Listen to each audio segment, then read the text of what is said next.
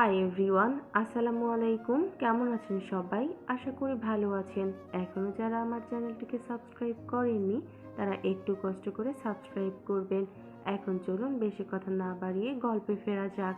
লোদ ভাই, লোদ বিয়ে করবে আমায়, বউ হব আমি তোমার। সেহেলাজ রোদ্দুরের লাঙা বউ। 6 বছরের বাচ্চা মেয়ের মুখে সেহেরাজ রোদ্দুরের বউ হওয়া কথাটা শুনে এক প্রকার স্তব্ধ হয়ে গেল রোদ্দুর। তার চওড়া পিঠটা মুহূর্তের জন্যই শক্ত হয়ে উঠল। ঘাড় বাঁকিয়ে পেছনে তাকাতেই দেখলো একজোড়া ডাগর ডাগর চোখ মেলে পরম প্রত্যাশায় তার দিকে তাকিয়ে আছে অথই। ওর ঠোঁটের কোণে লেগে আছে এক অদ্ভুত নিষ্পাপ মায়াবী হাসি। রোদ্দুর আর নিজের ভেতরের হাসিটুকু চেপে রাখতে পারল না। সে ধীর পায়ে এগিয়ে এসে নিচু হয়ে এক ঝটকায় অথইকে নিজের কোলে তুলে নিল। ছোট্ট মেয়েটির পরনে লাল টুকটুকে শাড়ি, বাকি অংশটুকু মেঝেতে গড়াগড়ি খাচ্ছিল। সেই সময় রোদ্দুর অথইকে কোলে নিতেই সেই আঁচল তার হাতে লেপ্টে গেল। অথই রোদ্দুরের কোলে উঠতেই মুহূর্তেই তার গলা জড়িয়ে ধরল। রোদ্দুর পরম আদরে মেয়েটার তুলতুলে মিষ্টি রাঙা দুগালে একটু চুমু খেলো। তারপর মেয়েটির কপালে লেপ্টে থাকা এলোমেলো চুলগুলো ঠিক করে দিতে দিতে মৃদু স্বরে আওড়ালো, বউ হবি আমার? অথই একদম পাকা বুড়ির মতো জোর দিয়ে মাথা নাড়ল। গাল দুটো লজ্জায় আরো লাল করে আবারও উত্তর দিল, আমি তোমার বউ হব, আমার লোদ ভাইয়ের বউ হব। কথাটা শুনে এবার আর মৃদু হাসিতে কাজ হলো না। রোদ্দুর শব্দ করে হো হো করে হেসে উঠল। রোমের নিস্তব্ধতা ভেঙে সেই হাসির শব্দ ছড়িয়ে পড়ল চারদিকে। এইটুকু একটা বাচ্চা মেয়ে যে এখনো ঠিকঠাক করে দুনিয়াই দেখলো না, সে কিনা তার বউ হওয়ার জন্য পাগল। সবচেয়ে মজার ব্যাপার হলো মেয়েটা তার নামটাই ঠিকঠাক উচ্চারণ করতে পারে না। রোদ্দুর হয়ে যায় লোদ আর সেহেরাজ হয়ে যায় সেহেলাজ। রোদ্দুর ঠোঁটের কোণে দুষ্টুমির হাসি ফুটিয়ে অথইকে একটুখানি খেপানোর জন্য বলল, তোকে বউ বানিয়ে আমার কি লাভ? তাছাড়া তুই তো আমার নামটাই ঠিকঠাক ভাবে বলতে পারিস না। এমন তোতলা মেয়েকে যদি আমি বউ বানাই তাহলে লোক কি বলবে শুনি? সবাই বলবে সেহেরাজ রোদ্দুরের ওয়াইফ তোতলা। ইস, ভাবতেও কি বাজে শোনাচ্ছে। শোনা মাত্রই অথয়ের চঞ্চল মুখটা মেঘলা আকাশের মতো কালো হয়ে গেল। ঠোঁট দুটো উল্টে অভিমানী চোখে সে রোদ্দুরের দিকে তাকালো। মুহূর্তেই তার মুড একদম অফ। অথয়ের এই চটজলদি অভিমান দেখে রোদ্দুরের বুকে যেন এক পশলা ভালোবাসা বয়ে গেল। সে আর দেরি না করে নিজের নাকের ডগাটা অথয়ের ছোট্ট নাকের ডগায় ঘষে দিল। রোদ্দুরের নাকের স্পর্শে অথয়ের সুরসুরি লাগলো আর মুহূর্তেই অভিমানের মেঘ কেটে গিয়ে সে খিলখিলিয়ে হেসে উঠল। কিন্তু সেই হাসির রেশ কাটতে না কাটতেই আবার কপালে সূক্ষ্ম ভাঁজ ফেলে আদো আদো কণ্ঠে জেদ ধরে প্রতিধ্বনিত করলো, লোদ ভাই বলো না, বিয়ে করবে আমায়, তোমার বউ বানাবে? অথয়ের চোখের সেই নিষ্পাপ আকুতি আর ভালোবাসার তীব্র দাবি দেখে রোদ্দুরের ভেতরে সমস্ত চপলতা কর্পূরের মতো উড়ে গেল।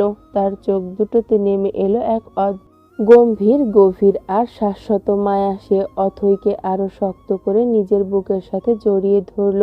ওর চোখের দিকে তাকিয়ে প্রতিটি শব্দের এক পৃথিবীর সমান প্রতিশ্রুতি মিশিয়ে ধীর স্থির ভাবে বলল, তোকে বউ বানাবো আমার, সেহেরাজ রোদ্দুরের রাঙা বউ।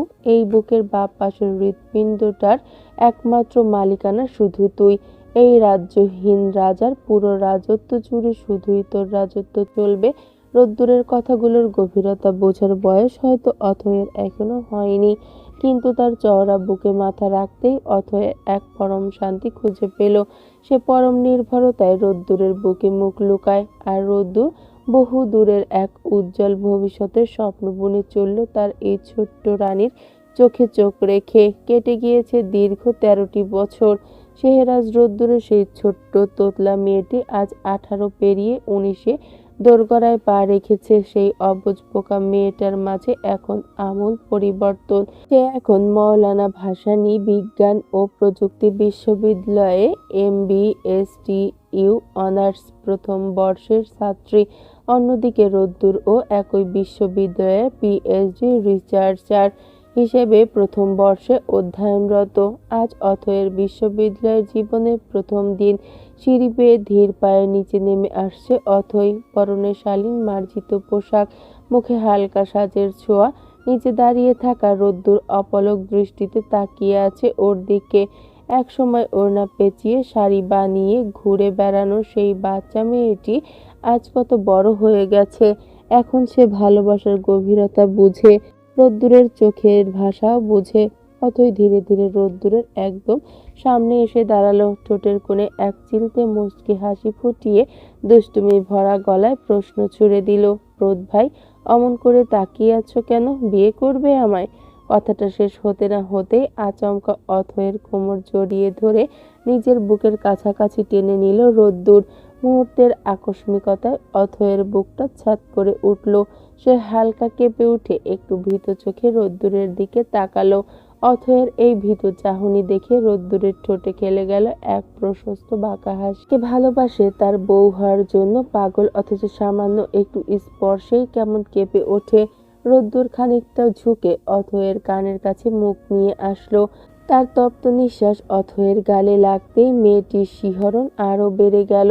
তীব্র বেগে ফিসফিসিয়ে আওড়ালো রোদ্দুর, পুতুল, তুই এত কিউট কেন বলতো? জানিস তো এই বেকার ছেলেটা তোর প্রতি ভীষণ আসক্ত। বারবার যে বিয়ের কথা বলিস, বিয়ের পর কি হবে জানিস? অথই এবার নিজের লজ্জাটা কাটিয়ে উঠে ঠোঁট চেপে হাসলো। রোদ্দুরের চোখের দিকে তাকিয়ে সোজা উত্তর দিল, কি হবে আর? বিয়ের পর সবারই বেবি হয়, সেই হিসেবে আমাদেরও হবে। রোদ্দুর মেয়েটির এই ধৃষ্টতা দেখে চমকে গেল। চোখ দুটো বড় বড় করে বলল, ভারী দুষ্টু হয়েছিস তো তুই। তোকে তো এবার। রোদ্দুরের কথা আর শেষ হলো না। সিঁড়িতে কারো ভারী পায়ের শব্দ পেয়েই বিদ্যুৎ বেগে দুজনে আলাদা হয়ে গেল। অথই নিমিষেই স্বাভাবিক ভঙ্গিতে নিজের কাঁধের ব্যাগটা ঠিক করে কিছুটা দূরত্ব বজায় রেখে দাঁড়ালো। ঠিক তখনই ড্রয়িং রুমে হাজির হলো মিতা। সে রোদ্দুরের বড় চাচার ছেলে আহনাফ রহমানের ওয়াইফ। মিতা ধীর পায়ে অথয়ের সামনে এসে দাঁড়ালো। ততক্ষণে পরিবারের অন্য সব সদস্য ড্রয়িং রুমে এসে উপস্থিত হতে শুরু করেছে। মিতা সবার সামনেই অথয়কে অত্যন্ত ব্যঙ্গাত্মক কণ্ঠে বলে উঠল, কিরে অথই, এমন সংসেজে কোথায় যাচ্ছিস? নিশ্চয়ই ভার্সিটি। তা ভার্সিটিতে কি পড়াশোনা করতে যাচ্ছিস নাকি ছেলেদের সাথে টাইম পাস করতে? মিতার এমন কুটো প্রশ্নে রোদ্দুরের মেজাজ মুহূর্তেই চড়ে গেল। তার এই মিতাভাবী শুরু থেকেই অথইকে দু চোখে সহ্য করতে পারে না। কথায় কথায় খোঁচা দেওয়া আর অপমান করা যেন তার নিত্যদিনের অভ্যাস। অথই অবশ্য এসবে তেমন কানও দেয় না। এসব কুটো কথা শুনতে শুনতে সে অভ্যস্ত। মায়ের মৃত্যুর পর তার বাবা যখন লন্ডনে পাড়ি জমায়, তখন তাকে তার মামার কাছে অর্থাৎ এই বাড়িতে রেখে যান। অবশ্য বাড়ির বাকি সব সদস্য অথইকে ভালোবেসে আগলে রাখে, শুধু এই দুইজন বাদে। মিতা ভাবির বিষাক্ত কথার তোর শেষ হতে না রুম কাঁপিয়ে গর্জে উঠল রোদ্দুরের গম্ভীর ও কঠোর কণ্ঠ, পুতুল না হয় সংসেজে ছেলেদের সাথে টাইম পাস করতে যাচ্ছে ভার্সিটিতে, কিন্তু ভাবি আপনি কি কারণে এই সাত সকালের সংসেজে বসে আছেন? নিশ্চয়ই ডেট করতে যাবেন না? শ্যাট আপ রোদ্দুর, তোমার সাহস হয় কিভাবে আমাকে অপমান করার? তুমি জানো আমি কে? আমার ড্যাড হলেন এমপি, আর তুমি তার মেয়েকে অপমান করছো। এর পরিণাম কি হতে পারে বুঝতে পারছো? মিতার গলার রগ ফুলে ওঠে। রাগে ক্ষোভে সে থরথর করে কাঁপছিল, কিন্তু রোদ্দুরের মুখে কোনো ভয়ের ছাপ দেখা গেল না, বরং তার ঠোঁটের কোণে ফুটে উঠল এক ঔদ্ধত্যর হাসি। সে এক চিলতে বাঁকা হেসে ঠান্ডা মাথায় জবাব দিল, আপনার ড্যাডকে বলবেন সে যেন আমার বালটা ছিঁড়ে দেখায়। এক মুহূর্ত না দাঁড়িয়ে অথয়ের হাতটা নিজের শক্ত মুঠোয় আঁকড়ে ধরে বাসা থেকে হনহন করে বেরিয়ে গেল রোদ্দুর। মিতা পেছনে দাঁড়িয়ে বিষাক্ত ও কুটিল দৃষ্টিতে তাদের চলে যাওয়ার দিকে তাকিয়ে রইল। অবশ্য সেসবের দিকে নজর দেওয়ার বিন্দুমাত্র প্রয়োজন বোধ করল না রোদ্দুর। বাসার সামনে রাখা ছিল রোদ্দুরের প্রিয় বাইকটি। বাইকটা পার্কিং থেকে বের করে রাস্তার পাশে এনে নিয়ে উঠলে বসলো সে। হাত বাড়িয়ে পেছনে দাঁড়িয়ে থাকা অথয়ের উদ্দেশ্যে হেসে বলল, এই যে ম্যাডাম আসুন, আপনার জন্য যুদ্ধ জয় করতে গিয়ে দুটো মিষ্টি তো পেলামই না, উল্টো ভার্সিটি পৌঁছাতে লেট হয়ে যাচ্ছে। রোদ্দুরের কথার অর্থ বুঝতে পেরে অথয়ের ঠোঁটে মিষ্টি এক চিলতে হাসি ফুটে উঠল। সে মাথা নিচু করে ধীর পায়ে এগুতে যাবে, অমনি কোথা থেকে এক ঝড়ের মতো এসে তুলি রোদ্দুরের বাইকের পেছনে উঠে বসলো। আকস্মিক এমন ঘটনায় অথই কিছুটা ঘাবড়ে গিয়ে পিছিয়ে গেল। মুহূর্তের মধ্যেই রোদ্দুরের চোখ দুটি রাগে লাল হয়ে উঠল। সে চোখ রাঙিয়ে পেছন ফিরে বিকট ধমক দিয়ে উঠল, এই বিয়াদব, তুই কেন আমার পেছনে বসলি? তোকে বলেছি আমার বাইকে বসতে। নাম আমার বাইক থেকে, ইডিয়েট একটা। তবুও নির্লজ্জের মতো বসে আছে। তুলি একদম ফ্যাল ফ্যাল করে রোদ্দুরের দিকে তাকিয়ে রইল। সামান্য একটু বাইকের পেছনে বসেছে বলে এমন অপমান! প্রতিদিন তো অথইকে নিয়ে যায়, আজ একটা দিন তাকে বাইকে একটু বসতে দিলে কি এমন ক্ষতি হতো? আজ পর্যন্ত কখনো রোদ্দুর তাকে তার বাইকে বসতে দেয়নি। সত্যি বলতে অথই ছাড়া অন্য কোনো মেয়ে এই বাইকের পেছনে বসার অধিকার ছিল না কখনোই। এটার কারণ তুলি খুব ভালো করেই জানে, তবুও তার অবাধ্য মন মানতে চায় না। রোদ্দুরকে সে ব্যাকুল হয়ে ভালোবাসে, কিন্তু সেই মানুষটার ধমনীতে শুধু অথয়ের নাম প্রবাহমান। তুলি যেদিন নিজের অনুভূতির কথা প্রকাশ করেছিল সেদিন থেকেই রোদ্দুর বদলে গেছে। সে এখন তুলির সাথে অসম্ভব রকমের রূঢ় আচরণ করে। এটা তুলির বুকে তীব্র কষ্ট আর যন্ত্রণা দেয় ঠিকই, কিন্তু রোদ্দুরকে ছাড়া সে নিজের জীবনের অস্তিত্বও কল্পনা করতে পারে না। তাই তো চরম অপমানের পর বারবার বেহায়ের মতো ছুটে আসে। রোদ্দুর আবারও গর্জে উঠতেই ভয়ে কাঁপতে কাঁপতে বাইক থেকে নেমে দাঁড়ালো তুলি। ইডিয়েট, তোকে বলিনি আমার বাইকের আশেপাশেও কখনো ঘেঁষবি না। আমার পারমিশন ছাড়া বাইকে বসলি কোন সাহসে? দিন দিন তোর নির্লজ্জতা সীমা ছাড়িয়ে যাচ্ছে। রোদ্দুরের কণ্ঠে ঝরছিল চরম ঘৃণা। তুলির চোখে পানি চেপে তোতলাতে তোতলাতে বলল, সরি রোদ ভাইয়া, আমি বুঝতে পারিনি। একটা দিন তোমাদের সাথে একটু যেতে চাইলে আমাকে এতগুলো কথা হজম করতে হবে। I am really sorry. Next time থেকে আর এমনটা হবে না। Just shut up. মুখে মুখে তর্ক করা শিখেছিস? নেক্সট টাইম কেন, কোনো জন্মেও যেন এই ভুল আর না হয়, নয়তো একটা দাঁতও মুখে অবশিষ্ট থাকবে না। চাবুকের মতো ধেয়ে এলো রোদ্দুরের কথাগুলো। কিছুটা দূরে দাঁড়িয়ে থাকা অথই আর সহ্য করতে পারল না। সে থমথমে গলায় বলে উঠল, রোদ ভাই, তুমি আপুর সাথে এত বাজে বিহেভিয়ার করছো কেন? বাইকে তো তিনজন অনায়াসে বসা যায়, তবে সে আমাদের সাথে গেলে তোমার কি প্রবলেম? তুলি আপু, এসো তুমি আমাদের সাথেই চলো। অথয়ের কথা শুনে রোদ্দুর আগুনের মতো চোখ নিয়ে তার দিকে তাকালো। তুই চুপ করবি বিচ্ছু? নিজের পায় না ভাত, আবার আরেকজনের এনে খাওয়াতে চায়। চুপচাপ বাইকে উঠে বস, নয়তো তোকেও রাস্তায় ফেলে একা চলে যাব। রোদ্দুরের ধমক খেয়ে অথই শুকনো ঢোক গিলল। রোদ্দুরের রাগ যে মাত্রা ছাড়িয়ে যাচ্ছে তা সে বোঝে, তাই আর কথা না বাড়িয়ে গুটি গুটি পায়ে এগিয়ে গিয়ে বাইকে উঠে বসলো। তুলি তাদের সামনে একদম অসহায় দৃষ্টিতে তাকিয়ে রইল। অথই লক্ষ্য করল তুলির চোখের এক কোণে এক ফোঁটা নোনা জল জমা হয়েছে, কিন্তু রোদ্দুরের রাগের সামনে আর কিছু বলার সাহস তার হলো না। রোদ্দুর বাইকের মিরর দিয়ে অথইকে দেখে নিয়ে গম্ভীর কণ্ঠে আওড়ালো, কোমরটাকে জড়িয়ে ধরবি নাকি মাঝ রাস্তায় ফেলে রেখে চলে যাব? অথই আর দেরি না করে সাথে সাথে দু হাতে রোদ্দুরের কোমরটা শক্ত করে জড়িয়ে ধরল। পরক্ষণেই বিকট শব্দে বাইক স্টার্ট দিয়ে রোদ্দুর হাওয়ায় ডানা মেলে বাইক এগিয়ে চলল ভার্সিটির পথে। অথই পরম আবেশে রোদ্দুরের চওড়া পিঠে নিজের মাথাটা সমর্পণ করলো। বাতাস কাটিয়ে যাওয়ার মাঝেই কোমল কণ্ঠে প্রশ্ন ছুড়ে দিল অধৈ, রোদ ভাই, তুমি সব সময় তুলি আপুকে এমনভাবে বকো কেন? তুমি বোঝো না তোমার এই আচরণে আপু কতটা হার্ট হয়? রোদ্দুর এক গম্ভীর দীর্ঘশ্বাস ফেলল, বাইকের গতি বাড়িয়ে দিল কিছুটা।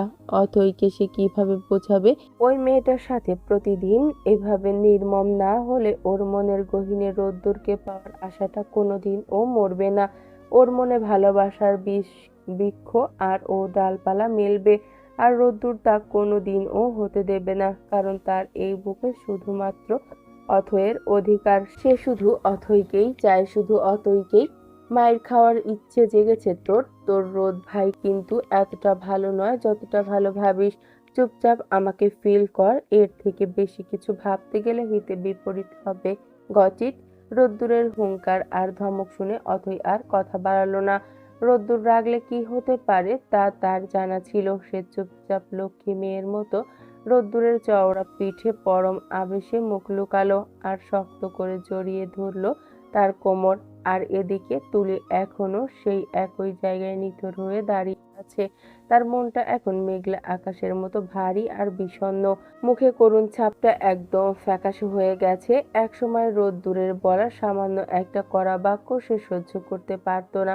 আজ প্রতিটা ক্ষণে ক্ষণে সেই মানুষটার হাত থেকে তাকে চরম অবহেলা আর ঘৃণা সহ্য করতে হচ্ছে। তুলি যদি আগে থেকে জানতো যে কাউকে এত গভীরভাবে ভালোবাসার শেষ পরিণত কেবলই যন্ত্রণা আর বুক ভাঙা কষ্ট, তবে কোনোদিন সে রোদ্দুরকে নিজের করে চাইতে যেত না। একরাশ শূন্যতা বুকে নিয়ে সে ধীর পায়ে ফুটপাত ধরে এগুতে লাগলো। কিছুটা দূরে হেঁটে আসার পরই আচমকা এক পরিচিত পুরুষালী কণ্ঠ ভেসে এলো। তুলা। ডাকটা শোনা মাত্রই তুলি বিরক্তিতে ঘাড় বাঁকিয়ে তাকালো। দেখলো রাস্তার পাশে বাইকে কনুই দিয়ে ভর দিয়ে একগাল হাসি মুখ নিয়ে দাঁড়িয়ে আছে তৌসিফ এবং তার পাশে একটি ছেলে, সম্ভবত ফ্রেন্ড হবে। তৌসিফকে দেখা মাত্র তুলির পুরো মেজাজ বিষিয়ে গেল। এই লোকটাকে সে একদম চোখে দেখতে পারে না, কারণ সারা দুনিয়ার তাকে তুলি বলে ডাকলেও এই একটা মাত্র মানুষ চিরকাল তাকে তুলা বলে ডেকে খেপায়। হাজারবার বারণ করার সত্ত্বেও তৌসিফ নিজের স্বভাব বদলায়নি। তুলি তাকে সম্পূর্ণ উপেক্ষা করে দ্রুত পায়ে হেঁটে চলে যেতে চাইল। তা দেখে তৌসিফ আর বাইকে বসে না থেকে ঝটপট নেমে ওর পাশে এসে দাঁড়ালো। তুলি পাশাপাশি হাঁটতে হাঁটতে উৎফুল্ল গলায় বলল, তুলা, মুখ বাঁকালে কেন? তাকাও, তাকাও আমার দিকে। ইস, রাখলে যে কি কিউট লাগে আমার তুলা। সরি সরি, বাঘিনী তুলাকে দেখতে। তুলি আর নিজেকে ধরে রাখতে পারল না। ভীষণ বিরক্ত হয়ে রেগে চিৎকার করে উঠল, দেখুন আপনি। এক্সকিউজ মি, তুমি কি আমাকে কোনো অশ্লীল ছেলে ভাবছো নাকি? বিয়ের আগে এসব দেখাদেখির মাঝে কিন্তু আমি একদমই নেই। যদি দেখাতে ইচ্ছে হয় তাহলে। সাথে সাথে তুলি রক্তিম দৃষ্টিতে তৌসিফের দিকে তাকালো। সেই অগ্নিঝরা দৃষ্টি দেখে তৌসিফ নিমিষেই সোজা হয়ে দাঁড়ালো এবং শুকনো ঢোক গিলে মিনমিন করে বলে উঠল, তুলা, তোমার কাছে একটা চকলেট হবে? না মানে আমার খুব পানি পিপাসা পেয়েছে তো তাই।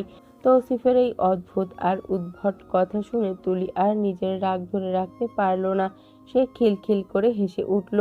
দুনিয়ার কেউ কখনো শুনেছে যে পানি পিপাসা পেলে কেউ চকলেট খোঁজে ব্যাকুল হয়ে? তুলি কিছু সময়ের জন্য নিজের সব দুঃখ ভুলে গিয়ে শিশুদের মতো অবাধ্য ভঙ্গিতে হাসতে লাগলো। তার এই বিষণ্ণতা আর করুণ ভাব কাটিয়ে অকৃত্রিম হাসিতে মেতে উঠতে দেখে তৌসিফের মুখেও ফুটে উঠল পরম তৃপ্তির এক চিলতে মুচকি হাসি। এই মেয়েটাকে সে খুব কমই হাসতে দেখেছে। চিরকাল একরাশ বিষাদ আর অবহেলা বুকে চেপে ঘুরে বেড়ায় মেয়েটা। তৌসিফ নিজে আনমনে মুগ্ধ চোখে তাকিয়ে রেশ ভরা গলায় আওড়ায়, তুলা রানী, তুমি কি জানো তোমার এই এক চিলতে হাসি যে কোনো ছেলেকে এক মুহূর্তে ঘায়েল করে দেওয়ার জন্যই যথেষ্ট। এত মিষ্টি করে হাসো না কেন বলো তো? তৌসিফের মুখে এই প্রশস্তি শোনা মাত্রই বেলুনের মতো চুপসে গেল তুলির মিষ্টি হাসির শব্দ। নিমিষেই উবে গেল তার মুখের আনন্দ। হাসির রেশ মিলিয়ে গিয়ে মুখটা আবারও মেঘলা আকাশের মতো ঘন কালো ও গম্ভীর হয়ে গেল। সে তৌসিফের দিকে একদম স্থির ও ছলছল দৃষ্টিতে তাকিয়ে প্রশ্ন ছুড়ল, তাহলে রোদ ভাইয়া কেন আমার এই হাসিতে কোনোদিন ঘায়েল হলো না? তৌসিফ ছোট ছোট চোখে তুলির দিকে তাকালো। তার বুকের ভেতরটা এক অদ্ভুত ব্যথায় মোচড় দিয়ে উঠল। মেয়েটার মনের ভেতরের তোলপাড় আর হাহাকার সে খুব ভালো করেই বুঝতে পারে। একটা মানুষকে জীবনের চেয়েও নিজের বেশি করে চাওয়ার পর দিন শেষে তার কাছ থেকে ফিরে আসে কেবলই অবহেলা আর ঘৃণা পাওয়ার কষ্ট ঠিক কতটা ভয়ঙ্কর তা তৌসিফের চেয়ে ভালো আর কে বুঝবে। কিন্তু এই অবুঝ মেয়েটাকে কে কিভাবে বোঝাবে? রোদ্দুরের পিছনে ছুটে সে যাকে নিজের ভাগ্য বলে আঁকড়ে ধরতে চাইছে, বাস্তবে তুলি নিজের জন্য অন্য কেউ কতখানি পাগল হয়ে আছে কিভাবে বোঝাবে? সেই অন্য কেউটা আর কেউ নয়, তার সামনে দাঁড়িয়ে থাকা, ঠিক যেমনটা কোনো বয়োবৃদ্ধ পরম স্নেহে একটা ছোট্ট বাচ্চাকে আঙ্গুল ধরে ধীর পায়ে হাঁটতে শেখায়। তৌসিফও যেন তুলির হাত ধরে তার জীবনটা নতুন করে দেখতে শেখায়। ঠিক তখনই তৌসিফের ইশারা করা সেই ছেলেটি বাইক চালিয়ে তাদের সামনে এসে থামলো। ছেলেটি বাইক থেকে নেমে মুচকি হেসে বলল, মামা আমি আসছি, বিকেলে দেখা হচ্ছে তাহলে। এই বলে বাইকের চাবিটা তৌসিফের হাতে দিয়ে ছেলেটি হেঁটে চলে গেল। সে চলে যেতেই তৌসিফ তুলির দিকে তার শান্ত কণ্ঠস্বরে প্রতিধ্বনিত এনে বলল, তুলা রানী, আমার বাইকের পেছনে বসবে? আমরা তো একই ভার্সিটির দিকেই যাচ্ছি, একটু না হয় আমার পাশেই বসে গেলে তাতে খুব বেশি ক্ষতি নিশ্চয়ই হবে না। চলো না আমার সাথে। তৌসিফ বাইকে চেপে বসে পার্কিং থেকে বাইকটা সোজাসুজি এনে দাঁড় করালো। তারপর বেশ ভদ্রভাবে তুলির দিকে নিজের হাতটা বাড়িয়ে দিল। তুলি স্তম্ভিত হয়ে কিছুক্ষণ সেই বাড়িয়ে দেয়া হাতের দিকে তাকিয়ে রইল। একটু আগেই অন্য একজনের বাইকে ওঠার জন্য সে কতটা আকুতি মিনতি করেছিল, কত অপমাননা তাকে সহ্য করতে হয়েছিল, অথচ সেই লোকটা তাকে দূরে ঠেলে দিল। আর অন্যদিকে এই মানুষটা যে নিজের বাইক আনিয়ে পরম সম্মানে তাকে পাশে বসার। লোদ ভাই, লোদ, বিয়ে করবে আমায়? বউ হব আমি তোমার, সেহলাজ লদ্দুলের লাঙা বউ। 6 বছর। এদিকে ভার্সিটির সময়ও পার হয়ে যাচ্ছে। তুলি আর দ্বিধা না করে ধীর পায়ে এগিয়ে গিয়ে তৌসিফের বাড়িয়ে দেয়া উষ্ণ হাতটি স্পর্শ করলো। তৌসিফের সাহায্যে সে বাইকের পেছনে উঠে বসলো। নিজের মনের মানুষটিকে অবশ্য নিজের বাইকের পেছনে বসাতে পেরে তৌসিফের সারা মুখে ফুটে উঠল পরম এক তৃপ্তির হাসি। তার হৃদস্পন্দন যেন এক মুহূর্তের জন্য থেমে আবারও দ্বিগুণ গতিতে চলতে শুরু করলো। বাইকটা ছাড়ার ঠিক আগ মুহূর্তে হঠাৎ তুলি হালকা হেসে মৃদু স্বরে বলে উঠল, তৌসিফ ভাইয়া, আপনার না ভীষণ পানি পিপাসা পেয়েছে, চকলেট দেব একটা আপনাকে? তৌসিফ শব্দ করে হেসে উঠল। মেয়েটা যে শেষমেশ তার সাথে একটু হলেও ছলে বলে দুষ্টুমি করতে শিখেছে, এটা ভেবে তার খুব ভালো লাগছে। সে পেছনে ফিরে নিজের হেলমেট তুলিকে পরিয়ে দিয়ে সতেজ কণ্ঠে আওড়ালো, পিপাসা আমার মিটে গেছে তুলা রানী, এখন আমাকে আর একটু শক্ত করে ধরে বসো, নয়তো আবার পড়ে যাবে। যদিও আমি থাকতে তোমাকে আমি কখনোই পড়তে দেব না। তৌসিফের এই প্রচ্ছন্ন আশ্বাস পেরে তুলি আর ইতস্তত করল না। সে সাবধানে তৌসিফের শার্টের কাপড় শক্ত করে চেপে ধরল। তুলির সেই আলতো ছোঁয়া অনুভব করতেই তৌসিফ পরম আনন্দের সাথে মনের সুখে বাইকের অ্যাক্সিলারেটরে মোচড় দিল। বাইকের ইঞ্জিন গর্জে উঠল আর হৃদয়ে একরাশ মুগ্ধতা ও মিষ্টি তো অনুভব নিয়ে তারা দুজনে তাদের কাঙ্ক্ষিত গন্তব্য অর্থাৎ বিশ্ববিদ্যালয়ের পথে ছুটে চলল। পুতুল, 500 টাকা দে। কথাটা শোনা মাত্রই অথই তার একজোড়া ভ্রু যুগল কুঁচকে রোদ্দুরের দিকে তাকালো। রোদ্দুর আজই প্রথম তার কাছ থেকে টাকা চাচ্ছে, বিষয়টা তেমন নয়, রোজই তো কোনো না কোনো অজুহাতে টাকা নেয়। তাই বলে নিজের বাইকে অকটেন ভরবে, সেটার জন্য ও কি তার কাছ থেকে টাকা নিতে হবে? শুধু এটুকুন হলেই না হয় মানা যেত, কিন্তু ছেলেটি এখন রাস্তার পাশে একটা দোকানের সামনে ওকে দাঁড় করিয়ে রেখে একদম আয়েশ করে সিগারেট টানছে, আর প্রতিবার ধোঁয়া ছেড়ে সেই বিশ্রী বিষাক্ত ধোঁয়াটা সোজাসুজি এনে অথয়ের মুখে আছড়ে ফেলছে, আর মাঝখান থেকে হাত বাড়িয়ে টাকা চাইছে। দুনিয়ায় কোনো দিন শুনিনি কোনো পুরুষ নিজের প্রিয়তমার কাছে সিগারেট খাওয়ার জন্য টাকা চায়। অথইকে এভাবে গম্ভীর ও নীরব হয়ে থাকতে দেখে রোদ্দুর তার এক চোখ বাঁকা করে তাকিয়ে আবারও আওড়ালো, টাকা দিতে কি তোর হাত ব্যথা করে? অথই চটে গিয়ে বলল, তোমাকে আমি টাকা দেব না, এত টাকা আমার নেই। রোদ্দুর আবারও সিগারেটে এক মুখ ধোঁয়া একদম অথয়ের মুখের ওপর ছেড়ে দিয়ে বাঁকা হেসে বলল, বাট হোয়াই জানেমান? অথই সাথে সাথে ওড়না দিয়ে মুখ ঢেকে খানিকটা দূরে সরে গেল। ধোঁয়ার তোপে আর গন্ধে সে রীতিমতো হাঁসফাঁস করছে। বাতাস থেকে শ্বাস নেওয়ার চেষ্টা করতে লাগলো। সিগারেটের এই ধোঁয়া সে একদম সহ্য করতে পারে না, তার দম বন্ধ হয়ে আসে। কিন্তু রোজ কি সেসব কানে তোলে? মোটেও না। রোজ কেন যেন নিয়ম করে তার মুখে এই সিগারেটের ধোঁয়া ছাড়তে হবে। কে জানে? সিগারেটের শেষ অংশটুকু মাটিতে ফেলে জুতা দিয়ে মারিয়ে রোদ্দুর ওয়াটার বোতলটা অথয়ের দিকে এগিয়ে দিল। অথই বোতলটা ছিনিয়ে নিয়ে ঢক ঢক করে বেশ খানিকটা পানি খেয়ে নিল। তারপর রোদ্দুরের দিকে নাক কুঁচকে তাকিয়ে রাগী গলায় বলল, তুমি এমন কেন রোদ ভাই? এই বিশ্রী জিনিসটা কেন খাও? কি বাজে একটা স্মেল। রোদ্দুর ওসবে জবাব না দিয়ে আবারও হাত বাড়ালো, টাকা দে। পারবো না, নিজের বাইকে অকটেন ভরবে আবার নিজের সিগারেট খাবে, তার জন্য আমি কেন টাকা দেব? অথই মুখ ঘুরিয়ে নিল। রোদ্দুর মাথায় হাত বুলিয়ে এক গাল হেসে ফেলল। তারপর কিছু একটা বুঝিয়ে বলার জন্য উদ্যত হতেই অথই নিজেই একটা দীর্ঘশ্বাস ফেলে নিজের ব্যাগ থেকে 500 টাকার একটা নোট বের করে রোদ্দুরের হাতে গুঁজে দিল। রোদ্দুর সেই টাকা থেকে দোকানি আর অকটেন সার্ভিসে বিল চুকিয়ে বাইকে গিয়ে উঠে বসলো। অথই ধীর পায়ে এগিয়ে এসে বাইকের পেছনে উঠে বসতেই মুখ বাঁকালো। এটাই কিন্তু লাস্ট, আর কোনোদিন এক পয়সাও দেব না তোমায়। রোদ্দুর এবার বাইকের মিরর দিয়ে এক পলক তাকিয়ে আবারও ঘাড় বাঁকিয়ে সোজা অথয়ের মুখের দিকে তাকিয়ে এক গাল ফোলা ফু দিল। তারপর ঠোঁটের কোণে একরাশ বাঁকা হাসি ঝুলিয়ে ফিসফিসিয়ে আওড়ালো, লাগলে তোমায় হেব্বি লাগে পুতুল বউ।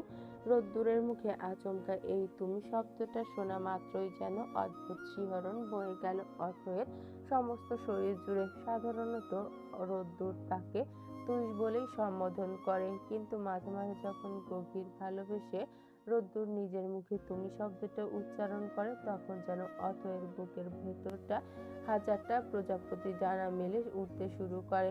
এই একটা শব্দ শুনতে তার যে কি ভীষণ ভালো লাগে। রোদ ভাই, তুমি আমাকে বউ বললে কেন? আমি তো তোমার সত্যি সত্যি বউ না তাহলে? অথয়ের এই হঠাৎ নিরীহ প্রশ্ন শুনে রোদ্দুর হালকা একটা মুচকি হাসি দিল। তারপর বাইকের স্ট্যান্ড নামিয়ে ওর চোখের দিকে তাকিয়ে বাঁকা গলায় বলল, বউ করে নিতে কতক্ষণ পুতুল? একটা ভালো জব পেয়ে নিই, তারপর তোকে আমার ঘরে বউ বানিয়ে নেব। হবি না আমার বউ? বিনা দ্বিধায় এক শব্দে উত্তর দিয়েই অথই দু হাতে রোদ্দুরের পিঠ জড়িয়ে ধরলো। ছোট্ট বাচ্চাদের মতো ওর এই আবেগী কাণ্ড দেখে রোদ্দুর মিটিমিটি হাসলো। কিছুক্ষণের মধ্যেই তারা দুজনে মাওলানা ভাসানী বিজ্ঞান ও প্রযুক্তি বিশ্ববিদ্যালয় ক্যাম্পাসে এসে পৌঁছালো।